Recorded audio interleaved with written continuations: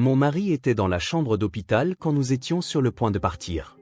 Soudain, ma fille m'a poussé dans le placard. Maman, chut! Cache-toi!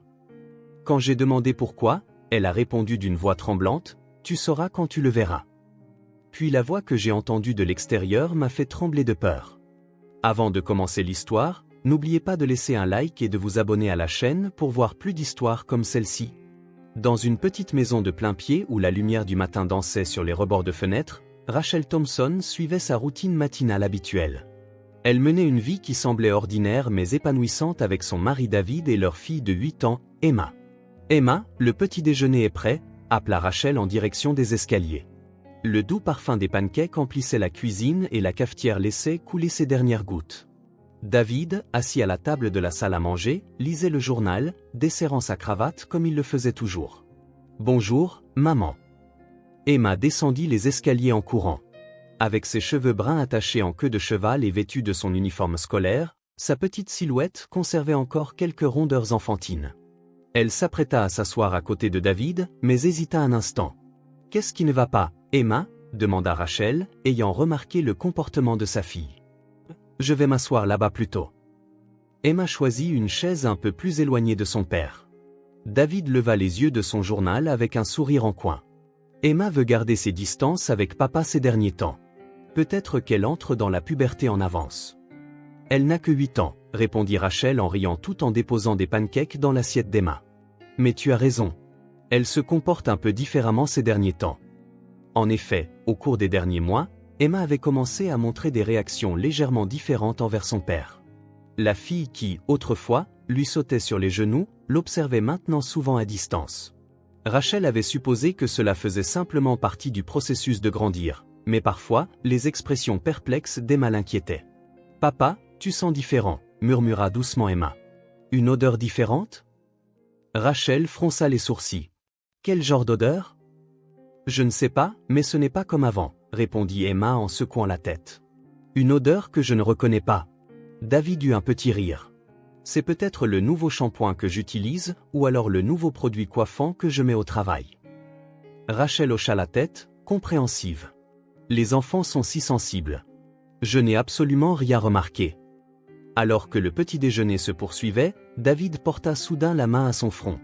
J'ai encore mal à la tête. Je n'arrive pas à me débarrasser de cette fatigue ces derniers temps. Ça va ? Rachel se leva aussitôt et prit un cachet contre les maux de tête dans l'armoire à pharmacie.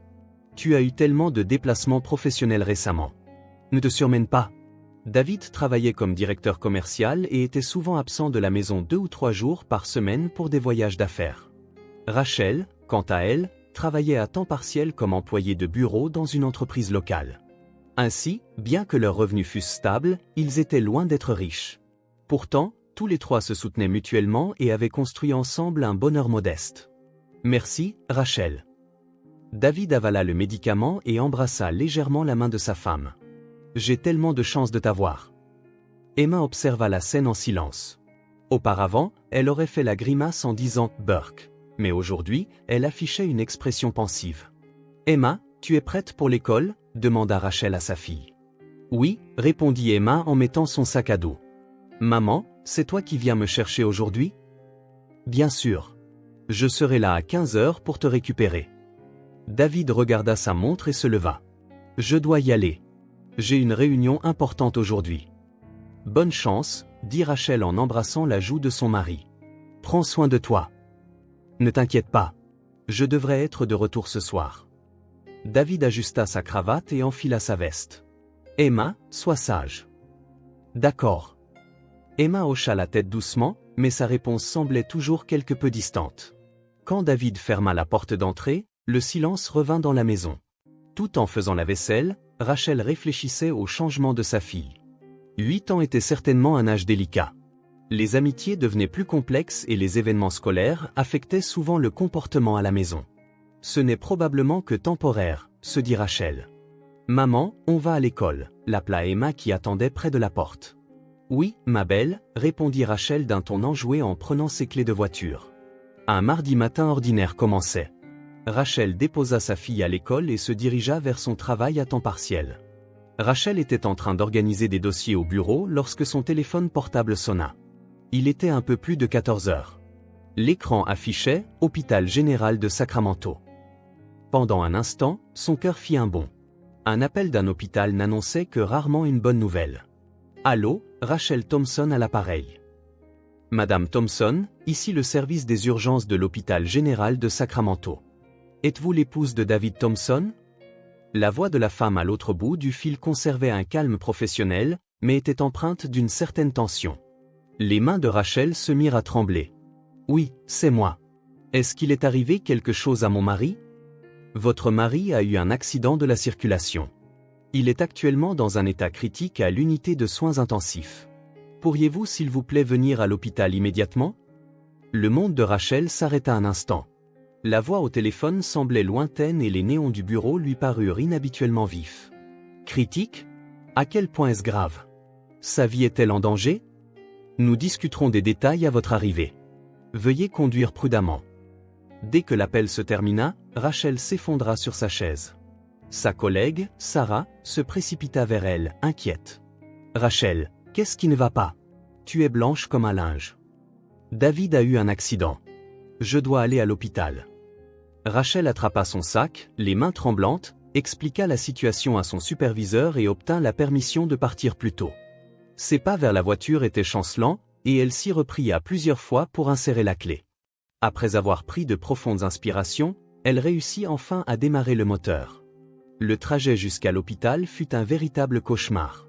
Chaque fois qu'elle s'arrêtait à un feu rouge, les pires scénarios lui traversaient l'esprit. Le sourire de David, le baiser de ce matin, et ces mots « Je devrais être de retour ce soir » résonnaient à ses oreilles.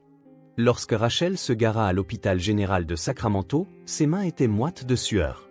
Quand elle donna son nom à l'accueil des urgences, un médecin apparut immédiatement. Le médecin, un homme d'âge mûr en blouse blanche, avait une expression sérieuse. « Je suis le docteur Johnson, le médecin responsable. Laissez-moi d'abord vous informer de l'état de votre mari. » Le docteur conduisit Rachel dans une salle de consultation tranquille. En s'asseyant, elle sentit ses genoux trembler. « Votre mari a eu un accident de la route vers 13 heures cet après-midi, à une intersection du centre-ville. Sa voiture a été percutée sur le côté par un véhicule qui a grillé un feu rouge. Il a subi un grave traumatisme crânien et est actuellement inconscient. » Rachel eut le souffle coupé. Inconscient? Quand se réveillera-t-il? Pour être honnête, son état est encore très précaire. Il a un édème cérébral, et la période critique s'étendra de cette nuit à demain matin. Heureusement, l'opération a été un succès, mais... La phrase du médecin resta en suspens. Rachel n'arrivait pas à accepter la réalité. Quelques heures plus tôt, David prenait son petit déjeuner, son cachet pour le mal de tête, et partait au travail comme d'habitude. « Puis-je le voir ?» demanda Rachel d'une voix tremblante. « Oui, mais seulement pour de courtes périodes. Comme c'est l'unité de soins intensifs, une seule personne à la fois. » Rachel sortit son téléphone et appela l'école d'Emma. Elle devait organiser une sortie anticipée pour récupérer sa fille. Elle entendit les voix inquiètes du secrétariat de l'école, mais n'eut pas la force d'expliquer en détail. En chemin pour chercher Emma, elle se demandait comment lui expliquer la situation. Comment dire à sa fille de 8 ans que son père était entre la vie et la mort? « Maman, pourquoi es-tu en avance ?» demanda Emma en montant dans la voiture. « Papa s'est un peu blessé et il est à l'hôpital. Allons lui rendre visite. » Rachel parla aussi calmement que possible, ne voulant pas inquiéter sa fille. Cependant, Emma ne manqua pas de remarquer la voix tremblante et le visage pâle de sa mère. « Est-ce que papa va bien? » « Il ira bien? »« Il ira très bien, c'est certain, » répondit Rachel, comme pour se convaincre elle-même. Lorsqu'elles retournèrent à l'hôpital, le médecin les attendait. Elles furent escortées jusqu'à l'unité de soins intensifs avec Emma, mais ce que Rachel y vit la laissa sans voix. David gisait dans le lit, la tête bandée, connecté à d'innombrables tubes et machines. Le son du respirateur résonnait de manière rythmée, et le moniteur cardiaque traçait les battements de son cœur. « Papa !» s'écria Emma. « Papa, réveille-toi !» Rachel serra sa fille dans ses bras, s'efforçant désespérément de retenir ses propres larmes. « Ça va aller, Emma. Papa va guérir. » Une infirmière leur parla doucement. « Parlez-lui, s'il vous plaît. Il est possible qu'il vous entende. » Rachel s'assit au bord du lit et prit la main de David. Elle lui parut plus froide que d'habitude alors qu'elle pressait doucement sa joue contre elle. « David, c'est moi. Emma est là aussi. S'il te plaît, réveille-toi vite. » Emma toucha le bras de son père de sa petite main. Papa, il s'est passé quelque chose de drôle à l'école aujourd'hui. Je te raconterai quand tu te réveilleras. Le temps de visite fut court et elles durent retourner dans la salle d'attente. À la tombée de la nuit, le médecin réapparut. La nuit sera décisive. Est-ce que quelqu'un reste? Oui, je reste, répondit Rachel sans hésiter. Une infirmière apporta des couvertures et des oreillers. Emma s'allongea sur le canapé de la salle d'attente, la tête sur les genoux de Rachel, et s'endormit. Dans les couloirs de l'hôpital, les pas des infirmières de nuit résonnaient et l'on entendait au loin le son des sirènes d'ambulance. Rachel passa le temps à tenir la main de David, comme en prière. La conversation du matin dans la cuisine, les réactions étranges d'Emma, chaque moment anodin de leur quotidien lui revenait vivement en mémoire. « S'il te plaît, réveille-toi » murmura-t-elle doucement. « Pour Emma, pour moi. » Même après minuit, David ne reprit pas conscience. Seul le son du moniteur cardiaque prouvait qu'il était encore en vie. Rachel passa la longue nuit à caresser les cheveux d'Emma endormie. Le lendemain matin, lorsque le médecin annonça qu'il semblait avoir passé le cap critique, Rachel versa pour la première fois des larmes de soulagement. Cependant, il n'avait toujours pas repris connaissance, et on lui expliqua qu'un rétablissement complet prendrait du temps. 3 jours s'étaient écoulés depuis l'accident. L'état de David se stabilisait progressivement et ses paupières bougeaient de temps en temps. Rachel et Emma se rendaient à l'hôpital tous les jours, se relayant à son chevet. Il y eut des visites de collègues et d'amis venus prendre de ses nouvelles, et elles ressentirent à nouveau la chaleur des gens. Pendant ces 3 jours, Rachel avait réaffirmé son amour pour son mari. Elle ressentait du fond du cœur les liens familiaux irremplaçables qu'on a tendance à oublier dans l'agitation du quotidien. Emma avait également surmonté le choc initial et commençait à retrouver sa joie de vivre, croyant fermement au rétablissement de son père. Le soir du 3e jour après l'accident, les aiguilles de l'horloge indiquaient 20 heures. Les heures de visite à l'unité de soins intensifs touchaient à leur fin, et Rachel, malgré sa fatigue, commençait à rassembler leurs affaires. L'état de David s'était stabilisé et le médecin leur avait donné des nouvelles encourageantes, il se remet bien. « Emma, on va bientôt rentrer ?»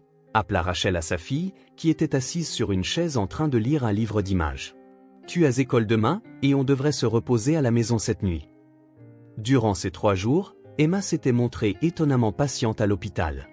Au début, choquée par l'apparence de son père, elle avait pleuré, mais maintenant elle lui parlait tous les jours. « Papa, j'ai bien travaillé à l'école aujourd'hui encore. » Voir sa fille de 8 ans faire de son mieux, à sa manière, croyant au rétablissement de son père, émouvait profondément Rachel.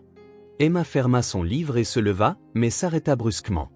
Elle écoutait attentivement des bruits de pas provenant du couloir.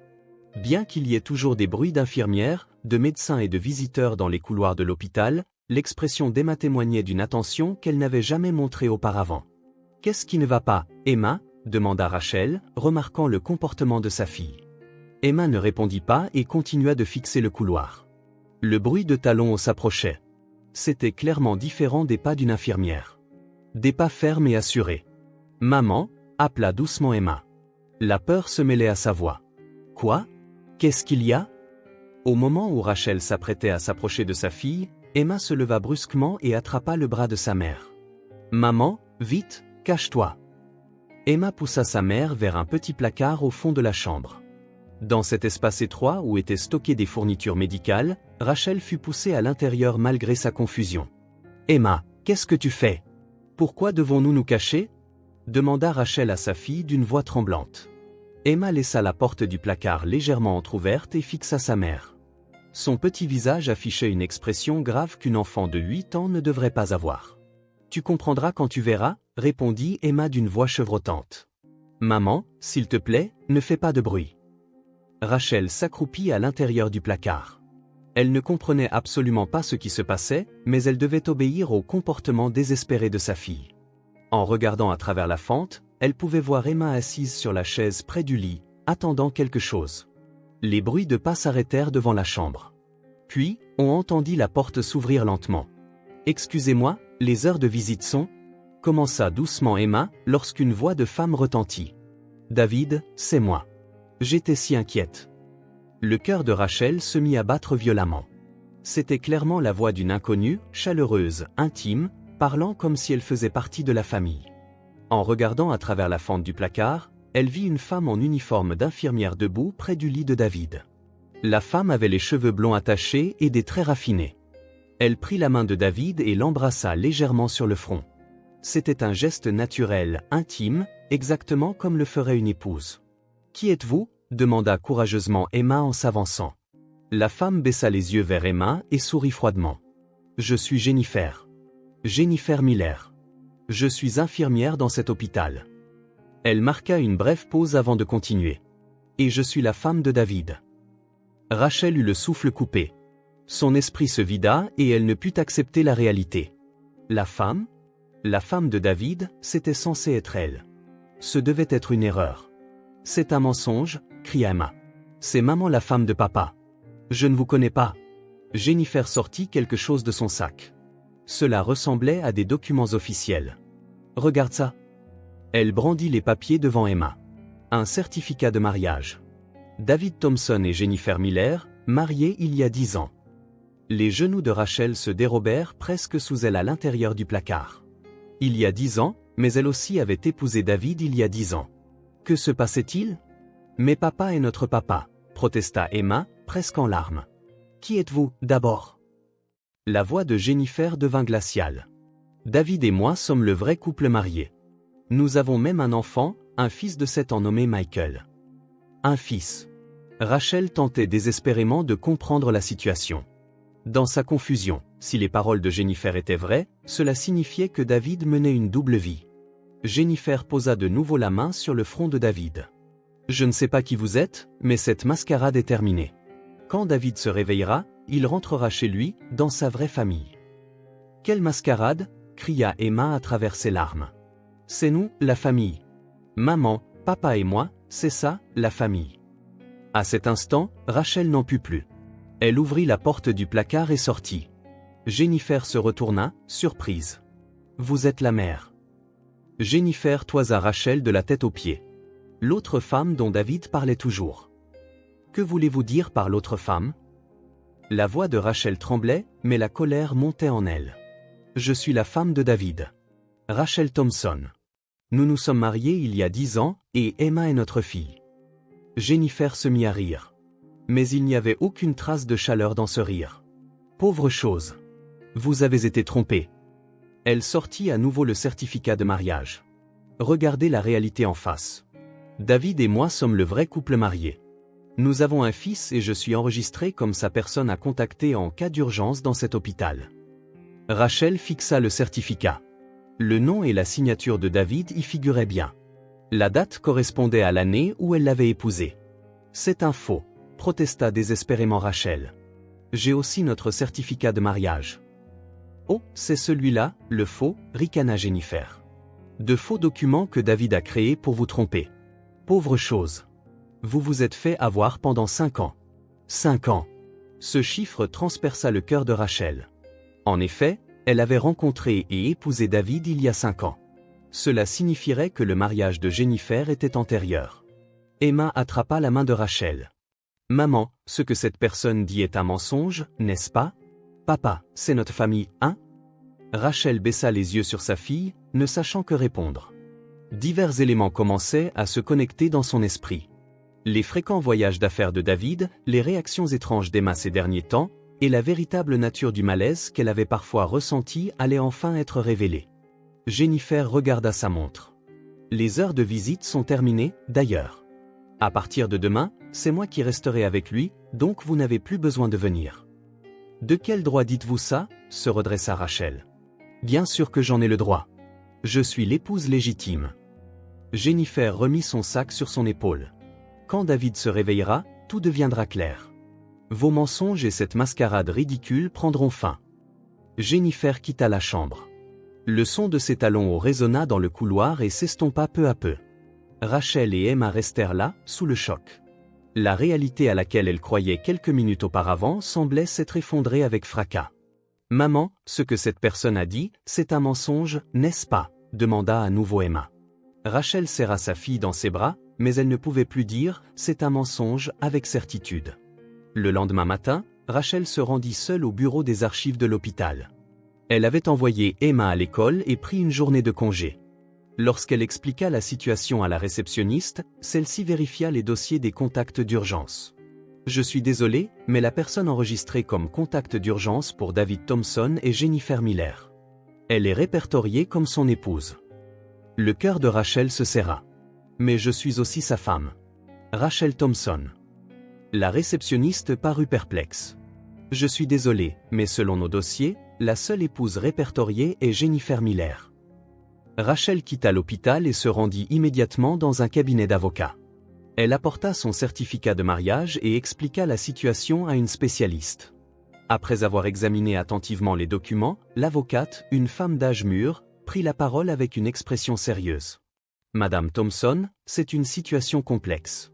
Votre certificat de mariage est légitime. Mais si le certificat de Jennifer Miller est également authentique, votre mari serait coupable de bigamie. Bigamie? Oui. En Amérique, il est légalement interdit pour une personne d'être mariée à plusieurs personnes simultanément. Dans ce cas, le premier mariage serait légalement valide, et le second serait probablement invalide. Rachel s'enfonça dans son fauteuil. Donc, mon mariage est? Malheureusement, il est probable qu'il soit légalement invalide. Cependant, cela nécessite une enquête approfondie. Nous devons d'abord vérifier l'authenticité du certificat de mariage de Jennifer Miller et clarifier la chronologie. Ce soir-là, Rachel se rendit dans une agence de détectives privés. Le détective, Tom Harris, un homme d'âge mûr, semblait expérimenté et écouta calmement le récit de Rachel. « C'est un cas courant, dit Tom doucement. Il y a plus d'hommes qui mènent une double vie que vous ne le pensez. C'est particulièrement fréquent chez ceux dont le travail exige des déplacements fréquents. Combien de temps faudra-t-il pour obtenir les résultats de l'enquête? Les informations de base peuvent être recueillies en 2 ou 3 jours. Acte de mariage, historique d'adresse, parcours professionnel et composition de la famille. 2 jours plus tard, Tom la contacta. Les résultats de l'enquête étaient choquants. Le mariage avec Jennifer Miller a bien eu lieu il y a 10 ans. Elle vit dans la banlieue de Sacramento et a un fils de 7 ans, Michael Thompson. David Thompson est enregistré à 2 adresses sur le registre des résidents. Rachel halta au téléphone. Une enquête plus approfondie a révélé que David Thompson gérait habilement 2 vies distinctes. Il disait à Jennifer qu'il avait de fréquents déplacements professionnels pour ses ventes, et il utilisait la même excuse pour justifier ses absences auprès de vous. En réalité, il passait la moitié de la semaine avec chaque famille, et ce depuis 5 ans. Oui, il avait aussi 2 comptes bancaires et divisait habilement son salaire. Il pourrait également s'être livré à des pratiques frauduleuses dans ses déclarations de revenus. Après avoir raccroché, Rachel resta longtemps immobile. 5 ans de vie conjugale, la naissance d'Emma, tous leurs souvenirs de famille, tout avait été bâti sur un énorme mensonge. Cette nuit-là, après avoir couché Emma, Rachel s'assit seule dans le salon. Les photos de mariage avec David dans des cadres, les photos d'anniversaire d'Emma, les photos de pique-nique en famille. Tout semblait faux maintenant. Le lendemain, Rachel retourna à l'hôpital. On l'avait appelée pour lui dire que David avait repris connaissance. Quand elle entra dans l'unité de soins intensifs, les yeux de David étaient ouverts et Jennifer était assise à son chevet. Rachel appela David d'une voix faible. « Je veux une explication, » dit Rachel calmement. « Toute l'explication. » Jennifer se leva. « Ça suffit, David. Tu n'as plus besoin de te cacher. Dis la vérité à cette femme. » David fixa le plafond et commença lentement à parler. « Rachel, je suis désolé. J'ai épousé Jennifer il y a 10 ans. Mais quand je t'ai rencontrée, je ne pouvais pas renoncer à toi, alors? Tu as créé un faux mariage, » compléta Rachel, la voix tremblante. « Au début, je pensais que ce serait pour une courte durée. Mais quand Emma est née et que la vie avec toi est devenue si heureuse, je n'ai pas pu arrêter. » Jennifer l'interrompit. « Tu ne lui as pas parlé du fils, n'est-ce pas? Michael, un garçon de 7 ans qui aime son père tout comme ta fille. » Rachel était sans voix. Emma avait un demi-frère. « Je vous aimais sincèrement, toutes les deux, ainsi que les enfants, » continua David, les larmes coulant sur ses joues. « Aimais? » Rachel tremblait de colère. « Si tu nous aimais, pourquoi as-tu menti? Pourquoi as-tu continué à nous tromper? Je ne voulais pas te perdre. Je ne voulais pas perdre Emma. » Jennifer sortit une photo de son sac. Elle montrait un garçon de 7 ans. « Voici Michael, le demi-frère de ta fille. » Le garçon sur la photo ressemblait indéniablement à David. Et d'une certaine manière, il ressemblait aussi à Emma. Rachel fixa la photo et dit doucement, « Notre mariage est légalement invalide, n'est-ce pas? C'est exact, répondit froidement Jennifer. Vous n'avez aucun droit légal. Vous ne pouvez même pas demander de pension alimentaire. Cependant, à ce moment-là, la porte de la chambre s'ouvrit. L'avocate de Rachel apparut. C'est incorrect, dit fermement l'avocate. Même en cas de mariage frauduleux, les victimes ont des droits. Madame Thompson peut réclamer des dommages et intérêts ainsi qu'une pension alimentaire pour l'enfant. Le visage de Jennifer pâlit. L'avocate poursuivit, de plus, David Thompson pourrait faire face à des poursuites pénales pour bigamie et fraude. Ce sont des actes criminels graves. David enfouit sa tête dans son oreiller. Le château de mensonges qu'il avait construit pendant 5 ans était enfin en train de s'effondrer. Rachel quitta la chambre en silence. Emma attendait dans le couloir. On était venu la chercher à l'école. « Maman, est-ce que papa a dit la vérité ?» Rachel serra sa fille dans ses bras. « Oui, Emma.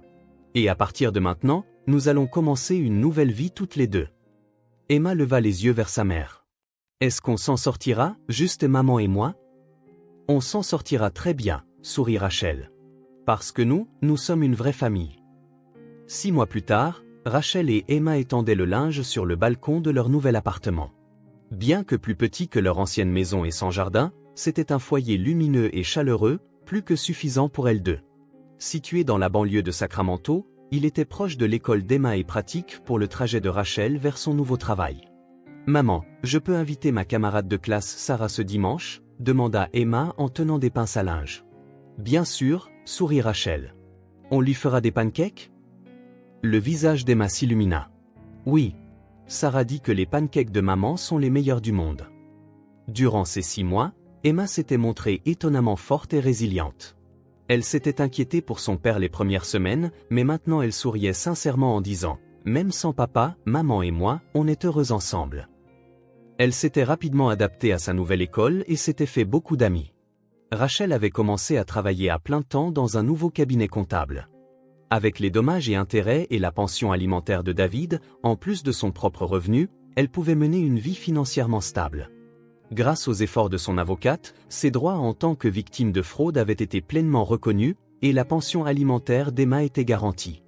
David avait été poursuivi pour bigamie et avait reçu une peine avec sursis. Sa crédibilité au travail avait été complètement détruite et il vivait maintenant seul dans un petit appartement. Bien qu'il ait légalement un droit de visite une fois par mois, Emma refusait obstinément, disant « Je ne veux pas le voir ». Rachel respectait les sentiments de sa fille et ne forçait pas les rencontres. Jennifer avait fait le même choix. Elle avait également choisi le divorce et commencé une nouvelle vie avec son fils, Michael. Les deux femmes ne s'étaient rencontrées en personne qu'une seule fois, au cabinet de l'avocat. À ce moment-là, Jennifer avait dit doucement « Nous étions toutes les deux des victimes, n'est-ce pas ?» Rachel avait hoché la tête. « Oui, mais à partir de maintenant, vivons nos propres vies. » Il n'y avait plus d'animosité entre elles. Toutes deux avaient été des victimes, trompées par l'homme nommé David. En préparant le dîner, Rachel demanda à Emma « Emma, comment trouves-tu notre nouvelle vie? Tu ne te sens pas seule ?» Emma leva les yeux de ses devoirs. « Je ne me sens pas seule du tout. Parce que maman est là. Et puis, je me sens mieux parce que je n'ai plus à m'inquiéter comme avant. » T'inquiéter? Oui, j'avais toujours l'impression que papa mentait sur quelque chose, alors j'étais toujours inquiète. Mais maintenant, maman ne ment jamais, alors je me sens en sécurité. Rachel fut émue par les paroles de sa fille. L'enfant de 8 ans avait perçu avec sensibilité les mensonges des adultes. L'intuition d'Emma avait été correcte. Ce jour-là, dans la chambre d'hôpital, quand elle avait caché sa mère dans le placard, elle avait senti, à sa manière enfantine, que quelque chose n'allait pas. « Maman, c'est quoi une vraie famille ?» demanda soudain Emma. Rachel arrêta ce qu'elle faisait et regarda sa fille. Une vraie famille, ce sont des gens qui se font confiance, qui ne se mentent pas et qui se soutiennent dans la vie. Même s'ils n'ont pas de lien de sang. Même si des gens ont un lien de sang, s'il n'y a pas de confiance, on ne peut pas appeler ça une vraie famille. Ce qui compte, c'est le lien du cœur.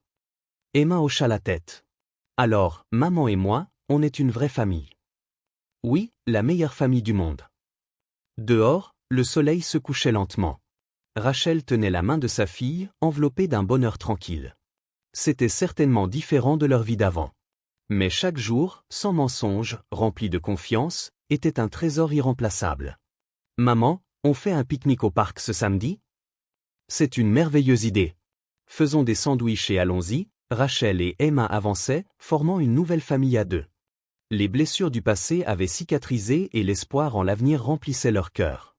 Rachel comprenait vraiment que le vrai bonheur ne résidait pas dans un style de vie luxueux ou une structure familiale parfaite, mais dans la confiance mutuelle et l'amour honnête. Alors que les premières étoiles commençaient à scintiller dans le ciel nocturne, la mère et la fille poursuivaient leur chemin vers demain, main dans la main.